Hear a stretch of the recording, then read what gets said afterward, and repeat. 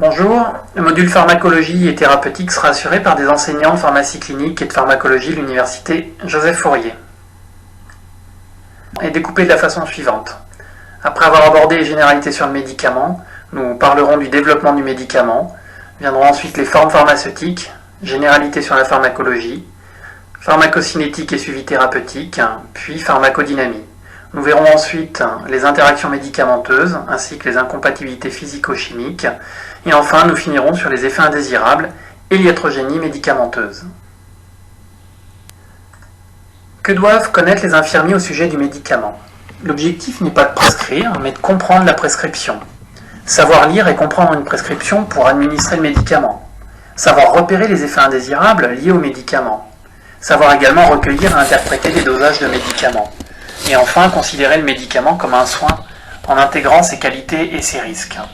Il est à noter que c'est un poste budgétaire sensible et important, puisqu'il représente 15 à 20% du budget à l'hôpital, qui connaît d'ailleurs une croissance constante. Nous allons nous intéresser à la définition du médicament, puis ensuite nous parlerons du circuit du médicament, qui décrit vraiment la vie du médicament en passant de la prescription jusqu'à l'administration au patient. Pour commencer, je vais vous soumettre une petite minute de réflexion en vous demandant de bien vouloir noter sur un papier 4 mots qui définissent ce qu'est un médicament. Prenez un petit moment avant de cliquer sur la diapositive suivante.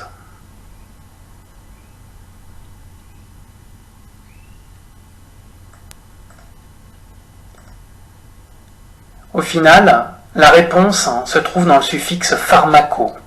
Pharmaco vient du grec to pharmakon, signifiant le poison et le remède.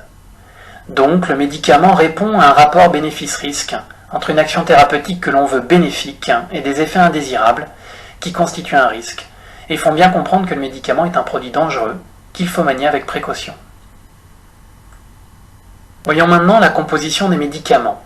Un médicament est composé effectivement d'une substance active que l'on appelle le principe actif. Donc dans un médicament, il peut y avoir un ou plusieurs principes actifs notés PA par la suite. Il s'agit de la substance ou des substances douées de propriétés pharmacologiques et à la base de l'effet thérapeutique, mais également des effets indésirables. Le médicament est également composé d'excipients. Les excipients sont des substances sans action pharmacologique, mais nécessaires à la fabrication, à l'administration ou à la conservation. Par exemple, un solvant pour une préparation injectable, un diluant, un lubrifiant ou un liant pour un comprimé sont des excipients qui sont donc des composants du médicament. Et enfin, quelque chose qui est bien souvent oublié, le conditionnement, qui est destiné à contenir le médicament et à le protéger de l'environnement extérieur. On distingue le conditionnement primaire, directement en contact du médicament. Le blister est en fait le nom de la plaquette contenant des comprimés et composé d'une face métallique et d'une face plastifiée. Le conditionnement doit répondre à certaines caractéristiques permettant une bonne conservation et une identification du médicament correcte. La définition légale du médicament est définie par l'article L511-1 du Code de la santé publique. Que dit cet article? Il dit en fait qu'on entend par médicament toute substance ou composition présentée comme possédant des propriétés curatives ou préventives à l'égard des maladies humaines ou animales, ainsi que tout produit pouvant être administré à l'homme ou à l'animal en vue d'établir un diagnostic médical ou de restaurer, corriger ou modifier leur fonction organique. Sont notamment des médicaments les produits hygiéniques contenant des substances vénéneuses et les produits diététiques qui renferment dans leur composition des substances chimiques ou biologiques ne constituant pas par elles-mêmes des aliments, mais dont la présence confère à ces produits soit des propriétés spéciales recherchées en thérapeutique diététique, soit des propriétés de repas d'épreuve. Donc, pour récapituler, il convient de distinguer les médicaments destinés à traiter en éliminant la cause de la pathologie, comme les antibiotiques qui détruisent les bactéries, ou à soulager les symptômes, comme la douleur, traitée par les antalgiques. Dans la suite de ce module d'enseignement, nous illustrerons notre propos en s'appuyant sur ces deux classes médicamenteuses d'usage courant. Les médicaments peuvent également avoir un rôle diagnostique, par exemple avec les produits de contraste, qui permettent de faire une photographie d'un organe ou d'une partie du corps lors d'un examen d'imagerie type radio ou scanner, mais ils n'ont aucun rôle thérapeutique. Certains médicaments agissent pour leur part en modifiant une fonction physiologique. L'exemple le plus marquant étant la contraception. En effet, nous sommes tous d'accord pour considérer que la grossesse n'est pas une maladie. Pour autant, les contraceptifs qui s'opposent à un phénomène naturel n'en sont pas moins des médicaments. Enfin, certains médicaments agissent par un effet préventif, soit en s'opposant à la progression d'une pathologie, comme les anticancéreux, ou à la correction d'un déficit, comme les vitamines, ou alors en prévenant l'apparition d'une maladie. C'est le cas des vaccins, dont l'intérêt et les risques ont largement été discutés dans les médias lors de la récente campagne de vaccination contre la grippe A/H1N1. Le cours sera donc illustré par deux classes médicamenteuses d'usage courant. Premièrement, les antalgiques, qui ont pour rôle de calmer ou supprimer la douleur due à une pathologie. Vous avez sans aucun doute déjà entendu parler du paracétamol, de la morphine ou de la codéine. Le second exemple choisi sera celui des anti-infectieux, qui permettent de combattre une infection, soit due à une bactérie, on parlera alors d'antibiotiques, soit due à un virus, on parlera d'antiviraux, ou administrés de façon à prévenir l'apparition d'une infection, il s'agit alors de vaccins. Nous retrouverons régulièrement ces exemples par la suite. Distinguer plusieurs théories thérapeutiques, parmi lesquelles l'allopathie et l'homéopathie. L'allopathie correspond à la médecine usuelle, traditionnelle. C'est un mode de traitement devant entraîner un effet inverse de celui provoqué par la maladie. L'homéopathie est une méthode thérapeutique qui consiste à traiter les maladies à l'aide d'agents qu'on suppose doués de la propriété de produire sur l'homme sain des symptômes semblables à ceux que l'on veut combattre, administrés à dose infinitésimale, c'est-à-dire très très faible. Cette discipline a été inventée par Samuel Hahnemann, médecin allemand du XVIIIe siècle dont vous pouvez voir la photo. Elle repose sur le principe dit de similitude, comme nous venons de le voir. Ce principe énonce qu'une personne atteinte d'une maladie peut être traitée au moyen de la substance produisant des symptômes semblables à ceux de la maladie chez une personne en bonne santé. L'homéopathie est considérée par la majeure partie de la communauté scientifique internationale comme une pseudoscience sans validité scientifique ni efficacité clinique. L'Académie de médecine s'est récemment positionnée dans ce sens. L'homéopathie est en contradiction totale avec les principes fondamentaux de la chimie et de la physique contemporaine. L'effet supposé des médicaments homéopathiques est plus souvent considéré comme le résultat de l'effet placebo. Vous verrez le concept d'effet placebo et les méthodes d'évaluation des médicaments un peu plus tard dans le cours de pharmacologie. Toutefois, il faut quand même tempérer ce constat qui est, ma foi, sévère vis-à-vis de l'homéopathie, en se posant la question suivante. Mais au fait, qu'est-ce qu'un bon médicament ? Comme nous l'avons vu précédemment, le médicament est caractérisé par une action thérapeutique bénéfique, à comparer à ses effets indésirables. Aussi, un bon médicament est un produit qui soigne, guérit le patient et qui ne fait pas ou pas trop de mal. Ainsi, le médicament homéopathique, s'il répond à ces caractéristiques d'efficacité, pharmacologique ou non, et de sécurité d'emploi, a toute sa place dans l'arsenal thérapeutique. Toutefois, il est important pour tout soignant d'avoir en tête ces données scientifiques et également d'avoir un certain recul sur l'utilisation de ces médicaments largement répandus en France, alors que ce n'est pas forcément le cas dans d'autres pays. Pour bien comprendre ce que signifie une dose infinitésimale de produit, il est intéressant de voir comment se fabrique un médicament homéopathique. Vous avez ici un schéma qui récapitule ce procédé. Le procédé de fabrication a été nommé dynamisation par Hahnemann. Le solvant, le plus souvent l'eau et l'alcool, est utilisé pour effectuer des dilutions successives, au centième d'une solution de teinture mère. La dilution d'une solution de teinture mère dans 99 volumes de solvant est une dilution d'une centésimale hahnemannienne, notée 1 CH, c'est-à-dire un taux de 1%. La dilution en centième de la solution obtenue est une dilution de 2 CH, et ainsi de suite. Les dilutions courantes en France vont jusqu'à 30 CH. Pour donner une idée plus juste de ce que cela représente, considérez une goutte d'eau, environ 0,05 ml, que vous mettez dans le lac Léman. Donc pour rappel, lac Léman, 88 900 millions de mètres cubes. Et bien cette dilution représente l'équivalent d'une dilution de 10 CH, ce qui vous donne un petit peu une idée de ce que l'on appelle une dose infinitésimale de produit. Pour conclure là-dessus, retenez que le CH pour centésime lanmanienne, que l'on voit sur les médicaments homéopathiques, sur les granules, correspond donc à la dose.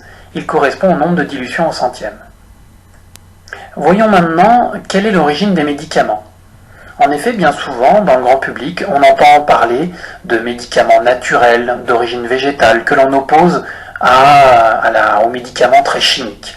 Vous allez le voir, dans le cadre des médicaments, toutes les origines sont utilisées en fait. Ça dépend du produit. Et puis il y a eu aussi une évolution au cours du temps. Première origine, on va dire l'origine naturelle, donc l'origine végétale issue des plantes.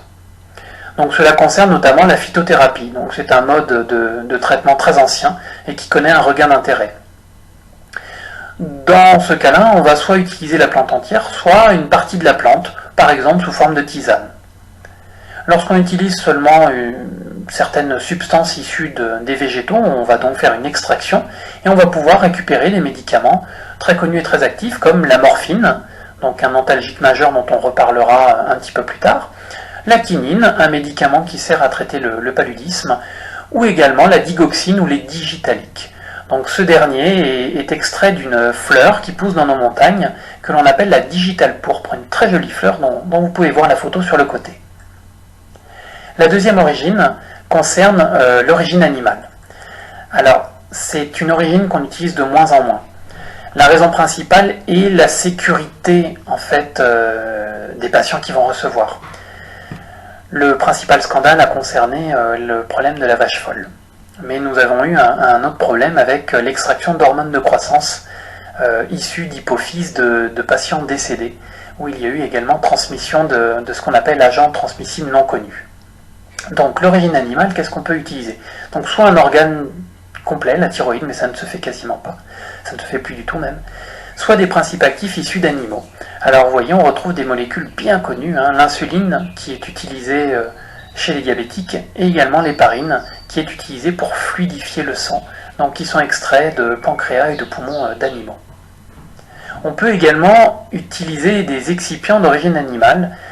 L'exemple classique est la gélatine qui permet de faire les gélules, de faire l'enveloppe des gélules.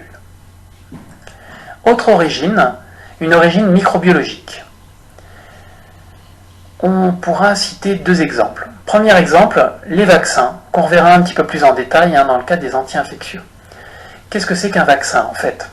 Un vaccin, c'est une bactérie ou un virus responsable d'une maladie que l'on va en fait rendre inefficace, c'est-à-dire qu'on va l'atténuer ou la tuer. Et cette bactérie ou ce virus, on va l'injecter chez des personnes en bonne santé dans le but de faire produire des anticorps par ces personnes en bonne santé. Ainsi, le jour où la personne ayant été vaccinée se retrouve au contact de l'agent pathogène, la bactérie ou le virus, ils seront ainsi protégés par des anticorps. Donc les vaccins confèrent une immunité contre l'infection correspondante. Autre exemple, les antibiotiques. On va en reparler juste après avec l'exemple de la pénicilline, mais il faut savoir que donc un certain nombre sont issus de la culture de micro-organismes. Là, nous nous rapprochons un peu plus des méthodes modernes de production des médicaments, à savoir la voie synthétique, ou plutôt la voie chimique. Donc soit effectivement ça a beaucoup explosé dans les années 70, on arrive à fabriquer chimiquement un médicament, soit ce que l'on peut faire également, c'est de faire de l'hémisynthèse. Qu'est-ce que c'est que de l'hémisynthèse? L'hémisynthèse, c'est prendre une molécule naturelle et la modifier chimiquement, de façon à la rendre soit plus efficace, soit moins toxique par exemple. Et enfin, la dernière origine, qui est l'ère moderne de production des médicaments, est la voie biotechnologique. On parle également de génie génétique. Donc ça a été une voie alternative, notamment pour l'origine animale, l'exemple de l'insuline. Pour pouvoir maîtriser complètement le processus et éviter d'être contaminé par des microbes qu'on ne connaît pas, on oblige des cellules vivantes à produire une substance qu'elles ne synthétisent pas en temps normal. En fait, on va rajouter un morceau d'ADN ou d'ARN dans leur matériel génétique et on va vraiment faire de ces cellules des fabricants de médicaments. Donc l'intérêt, c'est que tout se fait en laboratoire et comme ça, on maîtrise absolument tout. Cette origine biotechnologique est également une des raisons pour lesquelles le coût des médicaments a fortement augmenté au cours des dernières années, puisqu'on a de plus en plus de médicaments vraiment très très spécialisés qui coûtent très très cher à produire. notamment du fait de ce génie génétique. Comme je vous l'avais dit, nous allons faire le focus sur deux classes de médicaments, donc notamment les antalgiques. Par exemple, l'origine de la morphine. Donc ça, c'est plutôt du domaine de la culture générale, mais c'est toujours intéressant. Donc pour la petite histoire, les premières tentatives d'isolement de la principale substance active de l'opium ont été faites par un chimiste français dès 1803. C'est le pharmacien allemand Friedrich Serturner qui montra que la morphine était combinée dans l'opium sous forme de sel de l'acide méconique et lui donna en 1817 le nom de morphium, en référence au dieu Morphée. La synthèse de la morphine fut réalisée pour la première fois en 1952, mais la méthode de synthèse n'est pas en mesure de concurrencer la morphine extractive sur le plan des coûts de production, tout simplement. Elle continue donc d'être produite à partir du pavot, dont vous pouvez voir la photo sur la diapositive.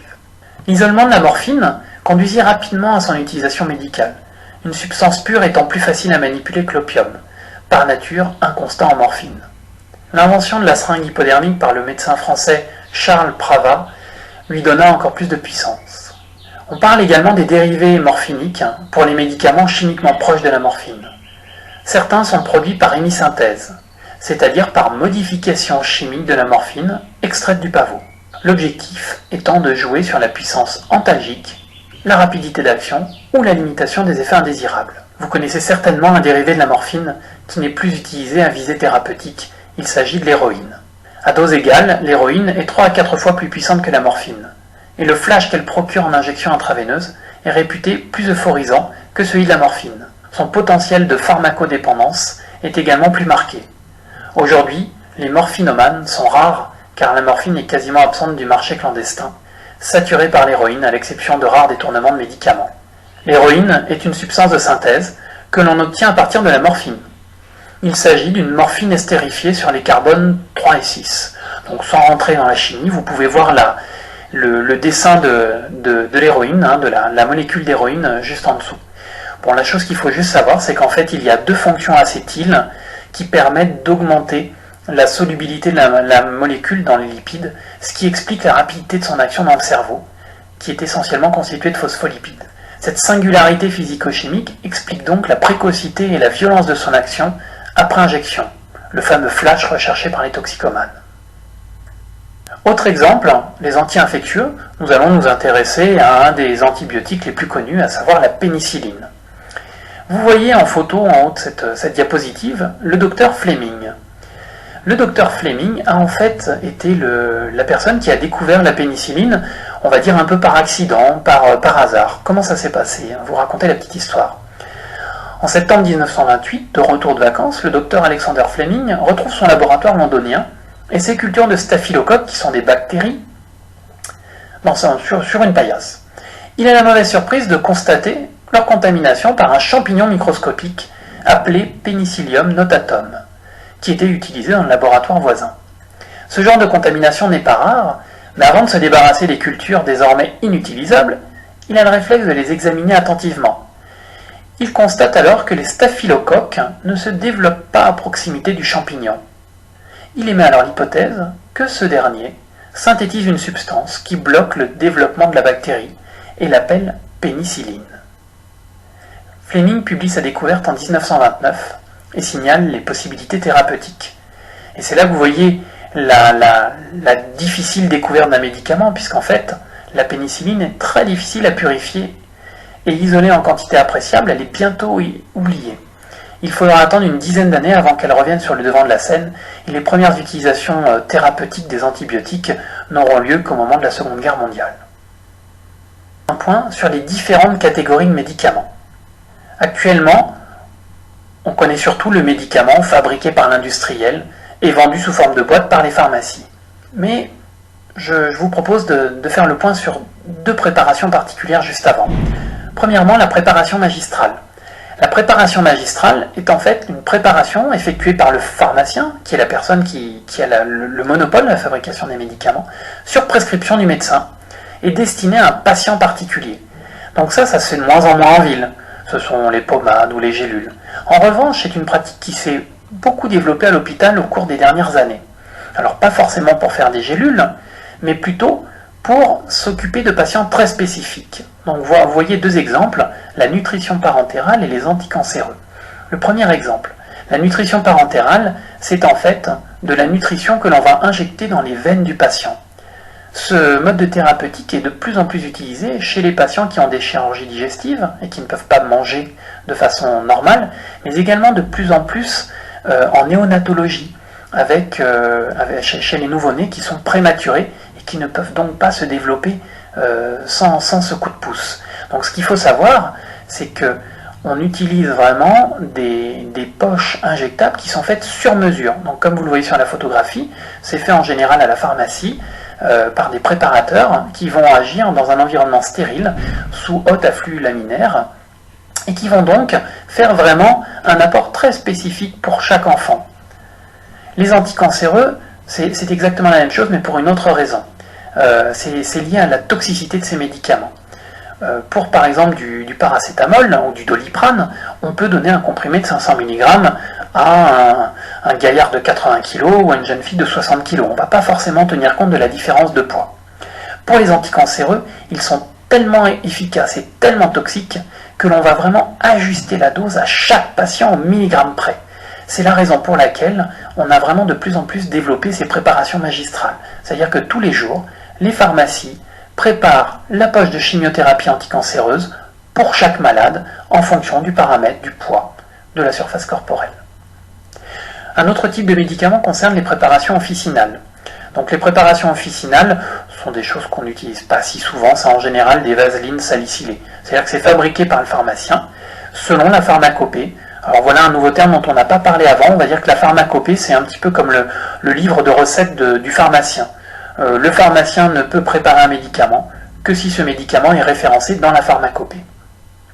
Et donc ces préparations officinales sont préparées soit par le pharmacien dans son officine ou à l'hôpital, soit par l'industrie un peu à l'avance. Et enfin, le dernier type de médicament qui représente maintenant 95% des médicaments, c'est ce qu'on appelle la spécialité pharmaceutique. C'est un médicament qui est préparé à l'avance par l'industrie. Et il bénéficie pour cela d'un conditionnement particulier. Il est également caractérisé par une dénomination spéciale que nous allons revoir, et surtout il ne peut être commercialisé qu'après obtention de l'AMM ou autorisation de mise sur le marché. Donc concernant la dénomination des médicaments, en fait, il faut considérer trois types de noms pour un même médicament. Le premier nom, le nom scientifique ou chimique. Vous en avez un exemple sur la diapositive avec le dessin de la molécule. Donc en fait, ce nom scientifique ou chimique permet aux chercheurs, aux chimistes, de pouvoir redessiner la molécule et de savoir très précisément de quelle molécule nous sommes en train de parler. La deuxième dénomination, qui tend de plus en plus à être utilisée, est ce que l'on appelle la dénomination commune internationale, appelée également DCI. Donc je vous montre le nom effectivement de la molécule chimique du dessus, c'est l'amoxicilline, que vous connaissez peut-être, c'est un antibiotique de la famille des pénicillines, largement utilisé. Donc ce nom de DCI sera le nom qui sera utilisé lorsque l'on fait un générique. Et enfin le dernier nom est le nom de spécialité, c'est le nom commercial. Donc le nom de l'amoxicilline vendu par un grand laboratoire, le premier, est le Clamoxyl. Et vous voyez un petit R à côté du Clamoxyl qui signifie que ce nom est une marque déposée. Donc il faut savoir que les industriels passent énormément de temps, font énormément d'enquêtes pour arriver à trouver un nom du médicament qui soit vendeur, c'est-à-dire qui corresponde bien à ce à quoi sert le médicament. Donc pour cela, ils font des études internationales auprès des médecins, des pharmaciens, des patients, en essayant d'avoir un nom commun dans tous les pays. Mais comme je vous le dis, on va en parler un petit peu plus loin, du fait de l'arrivée des génériques, c'est une appellation qui tend à être de moins en moins utilisée. Parlons maintenant une boîte de médicaments. Une boîte de médicaments, finalement, c'est juste une boîte en carton, mais il y a un certain nombre de choses qui sont très importantes. Et comme je vous le disais tout à l'heure, le conditionnement, donc la boîte, fait partie du médicament. Pour quelle raison? Eh bien parce qu'on voit un certain nombre de choses. Donc première chose, là, le nom de spécialité. Donc vous voyez, là nous avons pris un exemple de médicament contre la douleur, antalgique, c'est ce qu'on appelle un anti-inflammatoire, c'est l'Advil. Donc Advil, c'est le nom de marque. Le nom de dénomination commune internationale est l'ibuprofène. Donc il y a une obligation de mettre les deux noms. Et on voit juste à côté d'ibuprofène, obligation de mettre la dose de la substance active par unité de prise, donc par comprimé ou par gélule. Parmi les autres mentions que nous pouvons voir, il y a également le nombre d'unités. Combien y a-t-il de médicaments, de gélules ou de comprimés dans la boîte? Une autre notion importante au niveau administratif, c'est le numéro de lot et la date de péremption. Donc ça, ce sont des notions qui sont importantes parce que vous le verrez dans votre exercice, on est régulièrement soumis à des retraits de lot parce qu'il y a eu un problème avec le médicament, donc il faut pouvoir retrouver le médicament. La date de péremption, bien naturellement, c'est pour pouvoir ne pas administrer des médicaments qui sont périmés. Alors il faut quand même tempérer les choses. Les problèmes liés avec aux médicaments périmés sont peu décrits, sont rares, mais c'est plus une histoire quand même de qualité. On ne peut pas se permettre, à partir du moment où on prend en charge des patients, de leur administrer des médicaments périmés. Et enfin, une notion un peu plus récente, c'est l'avertissement au conducteur. Donc vous retrouvez ça également sur la boîte, vous le voyez tout en bas. Donc depuis septembre 2005, il y a un code à 3 niveaux permettant d'attirer l'attention des patients sur le risque de conduite et d'accident. Donc vous voyez, on passe de niveau 1 à niveau 2 à niveau 3. Maintenant, les médicaments génériques. On va un petit peu parler en parlant de la dénomination des médicaments.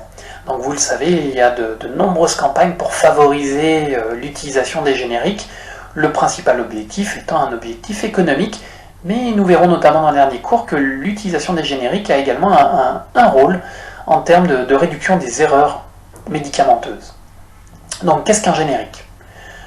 Un générique, c'est un médicament identique, aussi efficace, mais moins coûteux que le médicament original, que l'on appelle également médicament princeps. Donc, je vous rappelle sur l'exemple de tout à l'heure, le Clamoxyl et le princeps, le générique va être amoxicilline GNR, amoxicilline Merck par exemple, on mettra le nom du fabricant derrière.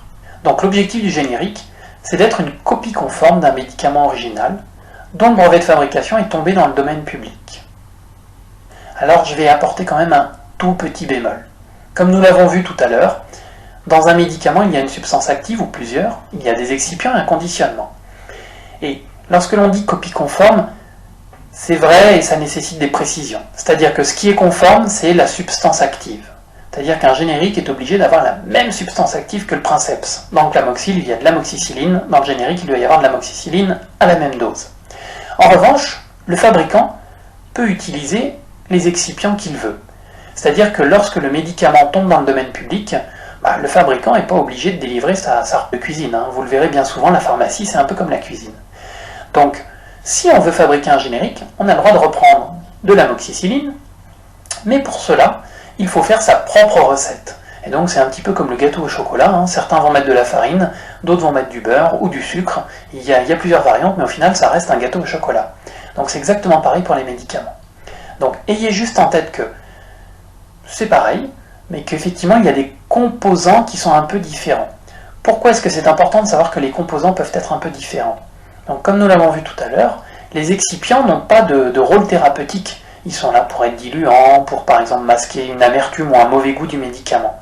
Mais en fait, on s'est rendu compte, notamment avec l'expansion des génériques, que certains excipients étaient à effet notoire. C'est-à-dire qu'ils pouvaient eux-mêmes être responsables, par exemple, d'allergies.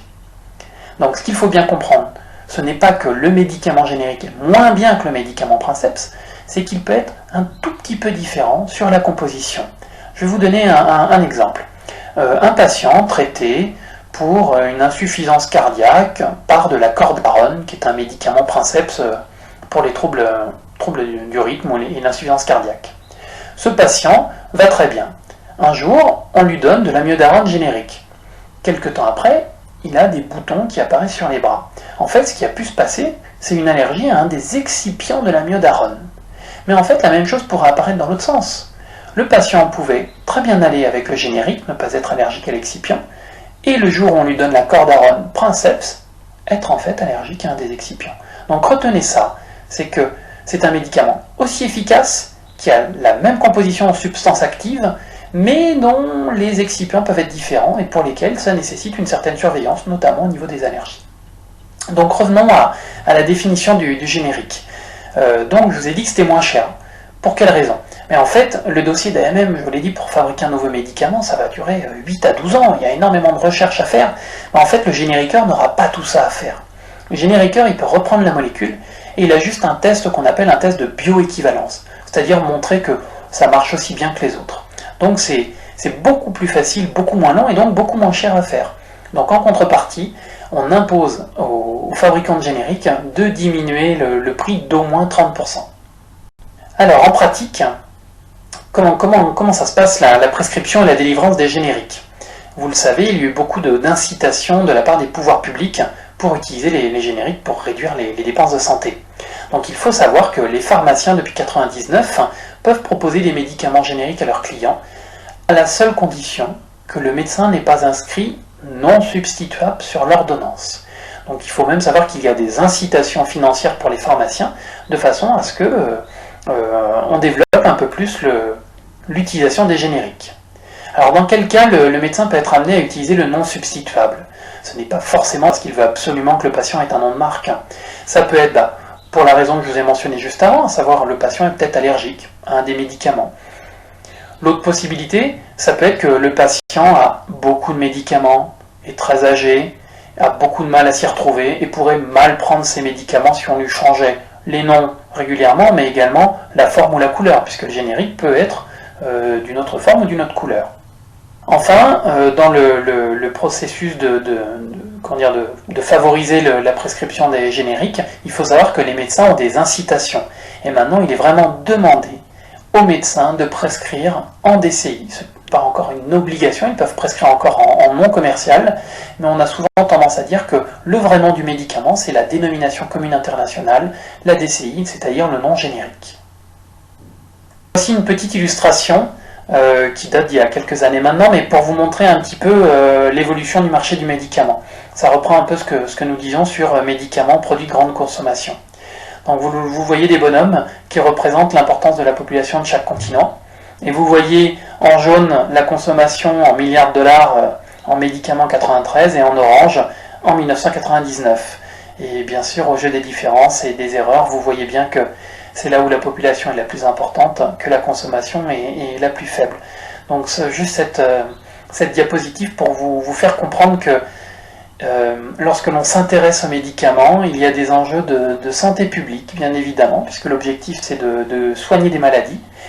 C'est aussi également de faire attention à des effets indésirables, mais qu'il y a forcément derrière tout ça des enjeux économiques majeurs, et qui doivent donc faire comprendre à chaque professionnel de santé, médecin, pharmacien et soignant, que nous manipulons des produits pour lesquels il y a des enjeux commerciaux importants. On va passer à la deuxième partie de ces généralités sur le médicament, en nous intéressant au circuit du médicament. Premièrement, la première prescription des médicaments. Qui peut prescrire un médicament en France? La prescription est un acte médical qui se concrétise par la rédaction d'une ordonnance. Donc médical, ça signifie que c'est uniquement autorisé pour le personnel médical. Donc les autres professionnels qui peuvent prescrire sont par exemple les dentistes, qui peuvent prescrire des médicaments donc aux humains uniquement dans le cadre de l'exercice de leur art, c'est-à-dire des antibiotiques ou des médicaments contre la douleur. Une autre profession qui peut prescrire sont les sages-femmes. Donc les sages-femmes ont une liste positive, c'est-à-dire une liste définie de médicaments auxquels ils ou elles peuvent avoir un droit de prescription. En général, ce sont des médicaments qui tournent autour donc naturellement de la grossesse. Et enfin, les vétérinaires, alors c'est l'autre profession qui a accès à la prescription à tous les médicaments. Simplement, il faut que ces médicaments soient destinés à des animaux et donc pas à des humains. Alors nous venons de parler de la prescription. Donc on va faire un petit point sur l'ordonnance. Donc une ordonnance, c'est un document qui est très important et qui est réglementaire. Alors, vous voyez sur cette diapositive toutes les caractéristiques que doit comporter une ordonnance. Alors l'objectif, c'est pas de connaître tout ça par cœur, on le fait naturellement, mais les médecins le savent bien. C'est surtout de dire que si on oblige à mettre toutes ces notions, c'est pour éviter notamment les erreurs et avoir une très grande sécurisation de l'utilisation des médicaments. Donc le nom et l'adresse du médecin permettent par exemple au pharmacien, mais à l'infirmière également qui va être en ville, de pouvoir rappeler le médecin pour lui demander une précision sur ce qu'il voulait faire au moment de l'administration. La date c'est important, ben oui, parce qu'un médicament qui a été prescrit par 3 mois, il sera peut-être plus justifié, et ça pourrait être dangereux pour le patient. Il faut également identifier le malade. Alors l'identifier, c'est bien sûr avoir son nom, mais également son sexe, et surtout son âge s'il s'agit d'un enfant, donc de moins de 15 ans. Ça permettra notamment aux pharmaciens de pouvoir calculer des doses de médicaments. Donc vient ensuite le nom du médicament, donc on l'a vu tout à l'heure, soit le médicament commercial, soit plutôt maintenant la dénomination commune internationale, et le médecin devra préciser la posologie et le mode d'administration. Alors ça c'est très important pour le soignant.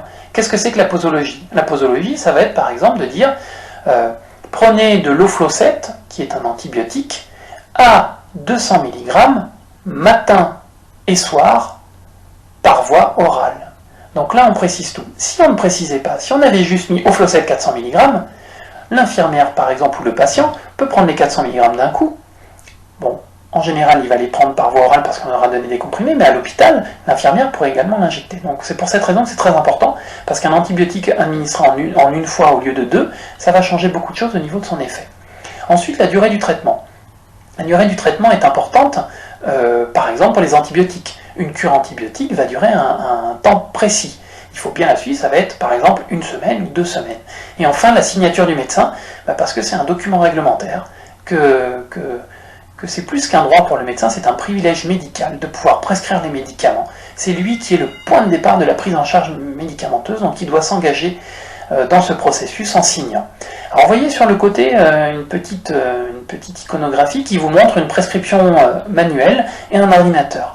Tout ça pour vous dire que c'est très difficile d'avoir des ordonnances manuelles qui mentionnent tous les items obligatoires. Donc comme on vient de le voir, c'est quelque chose d'important ces items, c'est pas juste pour enquiquiner les patients ou les médecins ou les soignants. Donc un des moyens pour arriver à faire ça plus simplement, on le voit, ça s'est énormément développé, c'est d'utiliser des prescriptions informatiques. Ça permet donc de ne pas rater une chose importante à mentionner, et puis ça permet également aux pharmaciens et aux infirmières de pouvoir lire sans problème la prescription du médecin qui aura pu la formuler. Maintenant vous présenter différents types d'ordonnances parce que ça dépend des situations. Donc la première c'est l'ordonnance Bisone. En fait cette ordonnance est à utiliser pour les patients qui souffrent de maladies graves. En fait il faut voir qu'il y a deux parties. Ces maladies graves c'est ce qu'on appelle les ALD pour infection longue durée. Donc il y a une liste de pathologies comme par exemple le cancer ou le sida. Donc si on prescrit un médicament dans le cas de cette ALD, le patient va être pris en charge à 100% et le médecin le mettra donc dans la partie du haut. En revanche, il y a un médicament qui ne rentre pas dans cette prise en charge, et bien le médicament sera mis par exemple dans la partie du bas. Un petit exemple, on peut par exemple avoir besoin d'une contraception qui ne rentre pas dans le cadre de la prise en charge d'une maladie rare, auquel cas on pourra le mettre sur la même ordonnance, mais sur la partie du bas. Voilà donc un premier exemple. Deuxième exemple d'ordonnance, c'est ce qu'on appelle l'ordonnance sécurisée. Alors cette ordonnance est normalement utilisée pour tous les médicaments, mais elle est surtout obligatoire pour ce qu'on appelle les médicaments stupéfiants que nous reverrons. Les médicaments stupéfiants, c'est la morphine et ses dérivés, c'est-à-dire ce sont les médicaments qui peuvent faire l'objet d'un trafic. Donc il faut savoir qu'il y a également des trafics d'ordonnanciers. Donc sur cette ordonnance, c'est du papier spécifique, il y a un cadre avec un petit liseré comme sur les billets de banque pour empêcher la photocopie, dans lequel le médecin doit inscrire le nombre de médicaments qu'il a prescrits. Donc ça c'est un type d'ordonnance obligatoire pour les médicaments stupéfiants. Deuxième exemple, l'ordonnance de médicaments d'exception. Donc ça c'est un formulaire qui est utilisé pour des médicaments qui coûtent très très cher. Un exemple, l'érythropoïétine. Donc, vous le savez, l'érythropoïétine c'est un médicament qui est utilisé par les malades pour augmenter le taux de globules dans le sang. En général, on donne ça aux patients qui souffrent d'une insuffisance rénale ou les patients qui ont un cancer par exemple. Donc, comme ces médicaments coûtent plusieurs centaines à plusieurs milliers d'euros, il y a un formulaire très spécifique que le médecin doit remplir afin que le pharmacien puisse lui délivrer le médicament au patient. Abordons maintenant la notion de dispensation. La dispensation, ça va être le fait de donner le médicament au patient accompagné d'un acte pharmaceutique. Donc il faut savoir que sur les boîtes, vous avez peut-être déjà vu, il y a des fois des carrés avec des liserés. Donc un premier c'est un liseré vert et l'autre un liseré rouge. Vous avez peut-être déjà demandé à quoi ça servait. Souvent on se dit tiens c'est très pratique pour que le pharmacien réécrive les doses aux patients dedans, mais ça ne sert pas forcément à ça au départ. En fait c'est pour savoir à quelle catégorie appartient le médicament. Il faut savoir qu'on considère certains médicaments comme appartenant aux substances vénéneuses qui nécessitent toujours une ordonnance. Donc c'est différent des médicaments conseils, comme le Spasfon ou le Doliprane dont on a pu parler précédemment. Donc la première catégorie, c'est la liste 2. Donc vous le voyez, il y a une mention obligatoire avec le fait qu'il faut absolument respecter les doses prescrites. Donc la liste 2 sont des médicaments qui sont quand même dangereux, mais pas les plus dangereux. Pour les médicaments les plus dangereux, liste 1 ou les stupéfiants, il y a un liseré rouge, et donc le pharmacien ne pourra pas donner ces médicaments sans ordonnance. Donc comme je vous le disais, les médicaments sont dispensés sous la responsabilité d'un pharmacien. Et donc, comme nous en avons un petit peu parlé, les stupéfiants sont soumis à un risque de détournement. C'est pour ça qu'il y a une législation qui est très rigoureuse et drastique, à laquelle vous serez confrontés rapidement lors de vos stages. Vous le verrez, donc il y a l'ordonnance sécurisée dont on a parlé, mais également l'obligation de maintenir ces médicaments dans un coffre fermé à clé dans les services de soins. Donc nous allons passer rapidement sur ces règles de dispensation, mais donc comme je vous l'ai dit, sur les deux listes, la liste 1 et la liste 2, le pharmacien donc doit faire une dispensation sur présentation d'une ordonnance. Et en fait, le pharmacien ne peut pas délivrer pour plus d'un mois. Donc ça, c'est une obligation de la sécurité sociale. Quel est l'objectif ? L'objectif, c'est, par exemple, si l'évolution de la clinique du patient évolue, que le patient ne se retrouve pas avec des stocks de médicaments très importants, il y a un gâchis au niveau économique, et puis il y a aussi le risque que le patient ait trop de médicaments avec lui et qu'il puisse faire des bêtises, et donc un problème toxique. Donc il faut savoir que, à part pour les contraceptifs oraux, pour lesquels on peut délivrer pour 3 mois, la règle est de limiter la délivrance à 1 mois. L'autre chose, c'est que pour ces médicaments, le pharmacien ne peut pas délivrer un médicament sur une ordonnance qui a plus de 3 mois. Les stupéfiants, on en a parlé un petit peu, nous en reparlerons en deuxième année lorsque nous parlerons des morphiniques notamment. Il faut savoir que ces médicaments, c'est encore plus drastique, c'est-à-dire qu'on ne peut pas donner de la morphine forcément pour 1 mois. Il va y avoir des règles de 7 jours, 14 jours, 28 jours en fonction des cas. Et puis là, surtout, la date de délivrance est à compter à partir de la date de prescription. Ce sont des médicaments tellement efficaces, tellement puissants, qu'on n'attend pas plusieurs jours avant d'aller à la pharmacie. En général, on va directement à la pharmacie le chercher. Donc l'autre chose, il faut savoir que les soignants sont très impliqués dans la gestion de ces médicaments stupéfiants, notamment à l'hôpital, et vous le verrez au cours de vos stages. Donc notamment, le pharmacien a obligation de remettre les stupéfiants au surveillant, donc le cadre infirmier, ou alors à un infirmier, ou alors directement au prescripteur. Et puis l'autre chose que je vous ai mentionné, c'est que ces médicaments doivent être stockés dans un coffre dans les unités, pour éviter les vols, qui sont malheureusement des choses que l'on voit régulièrement dans les hôpitaux. Pour continuer sur la dispensation du médicament à l'hôpital, que vous connaissiez un petit peu le fonctionnement, on va dire, des pharmacies, première chose, le monopole pharmaceutique. Alors qu'est-ce que c'est que cette chose ? En fait, comme il n'y a que le médecin qui peut prescrire des médicaments, il n'y a que le pharmacien qui peut fabriquer et distribuer des médicaments. Donc il faut quand même savoir que le pharmacien ne travaille pas tout seul, il est appuyé, il collabore avec des préparateurs en pharmacie. Donc c'est en général les préparateurs en pharmacie avec qui vous serez en contact lorsque vous serez à l'hôpital.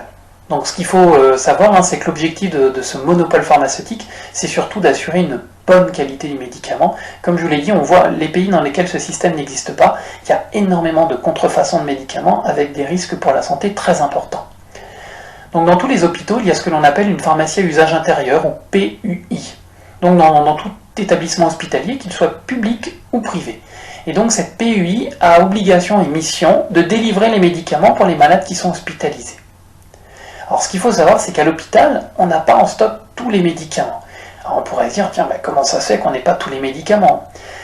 Une des problématiques, c'est quand même le fait que, notamment avec l'arrivée des génériques, maintenant on compte peut-être 12 à 13 000 médicaments différents.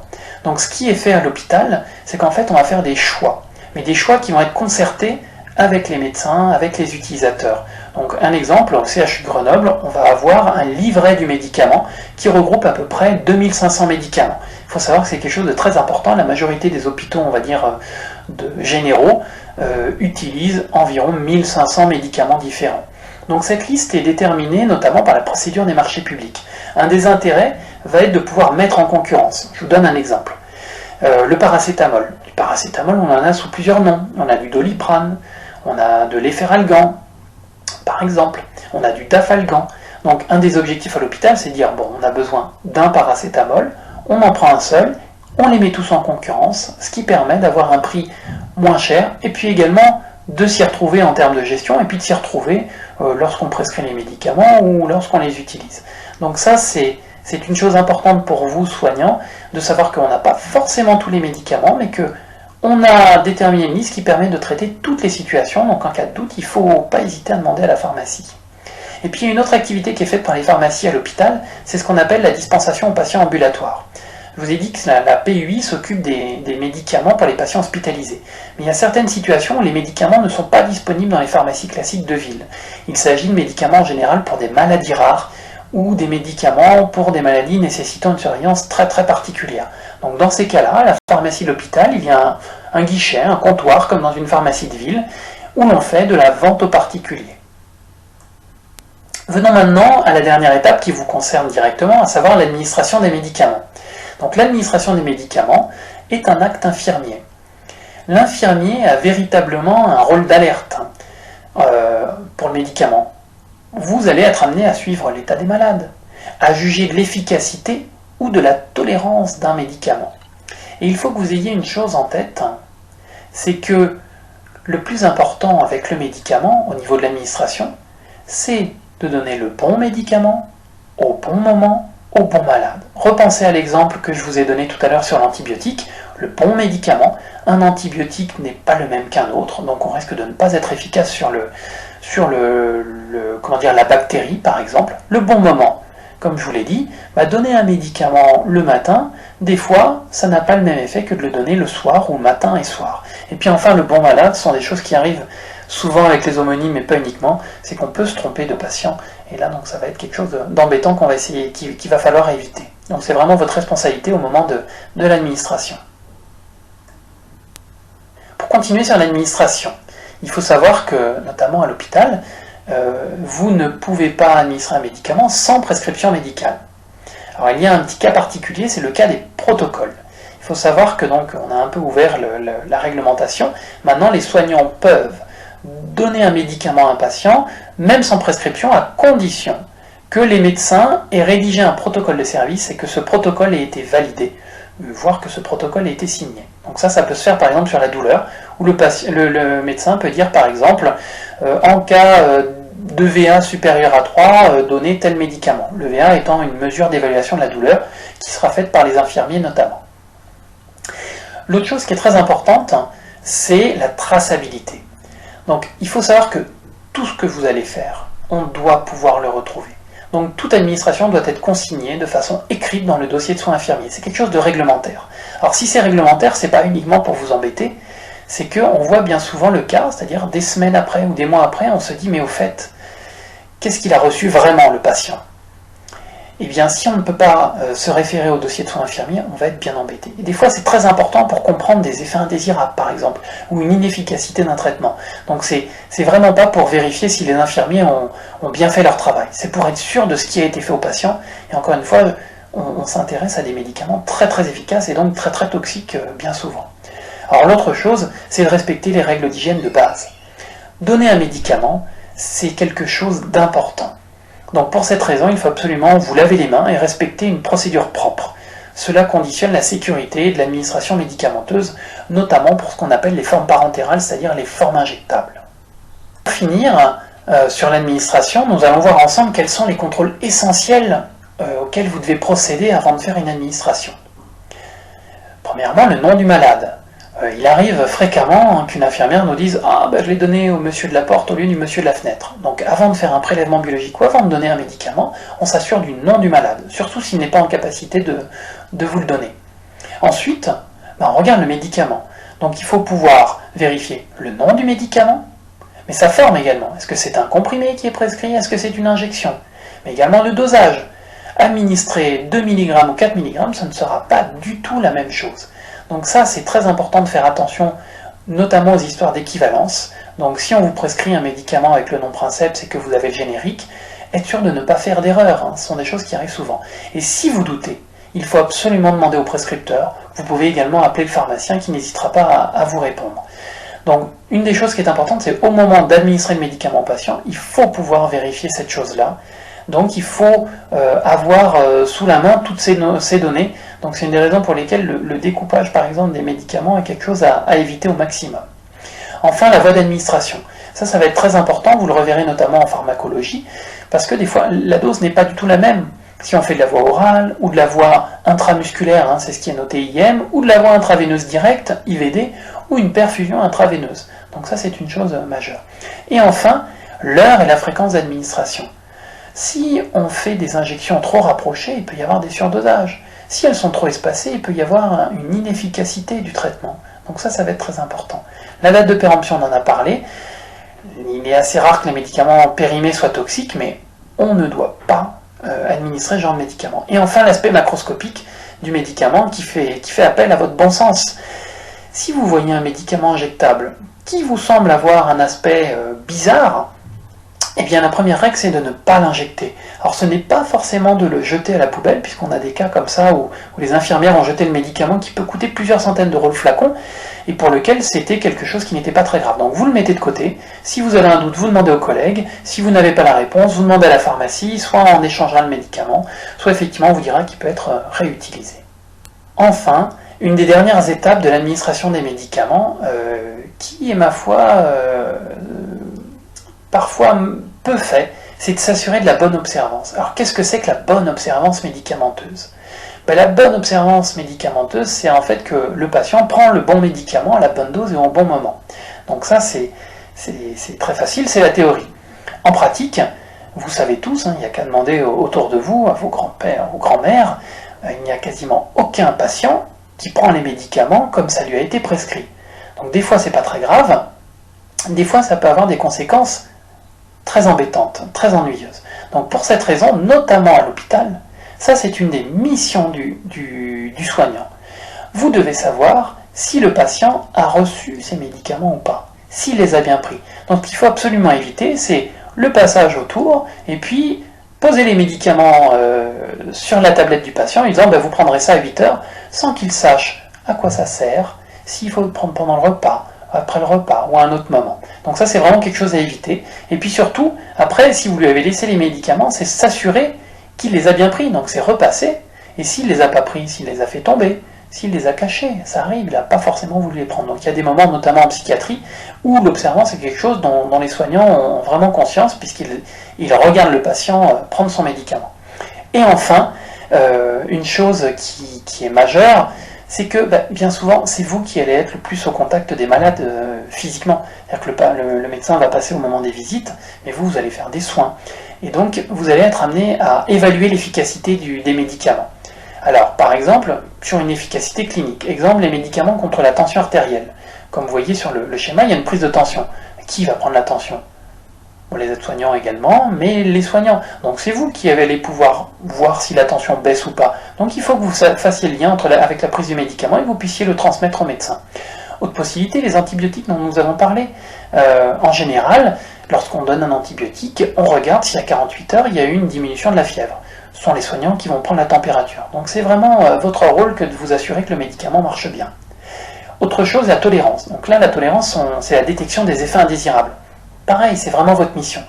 Si le patient vous dit qu'il a mal au ventre, qu'il vomit, qu'il a des plaques ou qu'il a des boutons, voire vous en rendez compte en changeant un pansement par exemple, vous voyez des plaques qu'il n'y avait pas la veille, il faut pouvoir le signaler au médecin ou au pharmacien, et pour cette raison, on va regarder si ça peut être un problème médicamenteux, et on gérera ce fameux effet indésirable, et puis si nécessaire, on sera amené à faire la déclaration de pharmacovigilance, qui sera revue par une collègue lors d'un prochain cours.